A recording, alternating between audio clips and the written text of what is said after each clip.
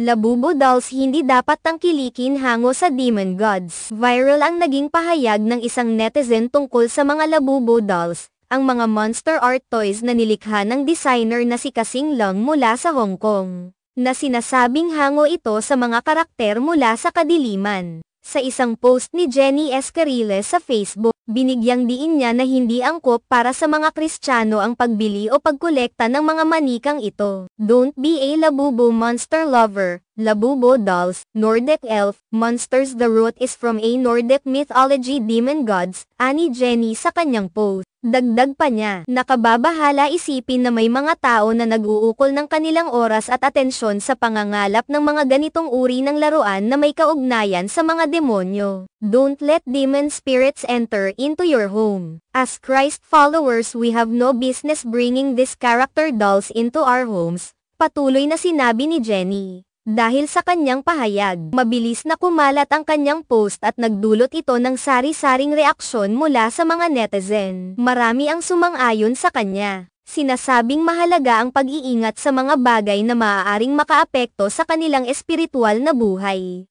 May ilan namang nagtatanggol sa mga labubo dolls. Sinasabing ito ay bahagi ng sining at hindi dapat i-connect sa mga negatibong aspeto. Ayon sa mga ito, ang mga manika ay simpleng nilikha para sa sining at hindi nagdadala ng anumang masamang espiritu o puwersa. Ang mga labubo dolls ay kilala sa kanilang natatanging disenyo at sining, at maraming tao ang naaakit sa kanilang kakaibang anyo. Subali, sa kabila ng kanilang popularidad, ang mga pahayag ni Jenny ay nagbigay diin sa mga usaping etikal at espiritual na dapat isaalang-alang ng mga mamimili. Sa mga komento, may mga tao ring nagbahagi ng kanilang pananaw tungkol sa sining at ang kaugnayan nito sa kultura at paniniwala.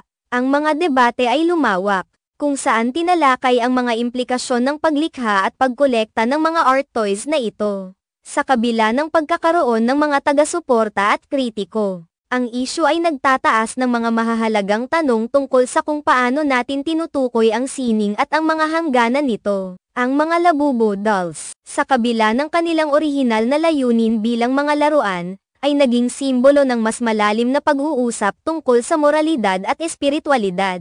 Samantalang ang ilang tao ay nakikita ang mga ito bilang simpleng collectibles. May mga iba namang nagtataguyod ng mas malalim na pagsusuri sa mga epekto nito sa ating mga pananampalataya at paniniwala. Ang diskurso na nagmula sa post ni Jenny ay maaaring magsilbing simula ng mas malawak na pagtalakay sa sining at kultura sa konteksto ng ating mga paniniwala. Bilang mga tagasunod ng anumang relihiyon, mahalaga ang pagkakaroon ng masusing pag-iisip sa mga bagay na pumapasok sa ating mga tahanan. Ang pahayag na ito ay nagbibigay ng pagkakataon sa mga tao na pag-isipan ang mga desisyon at opinyon nila tungkol sa mga produkto na kanilang ginagamit o kinokolekta. Sa huli, ang isyong ito ay hindi lamang tungkol sa mga labubo dolls kundi pati na rin sa mas malawak na pag-unawa sa relasyon ng sining, kultura, at pananampalataya. Ang mga reaksyon ng publiko ay maaaring maging hakbang tungo sa mas malalim na pag-unawa at respeto sa mga iba't ibang pananaw at paniniwala.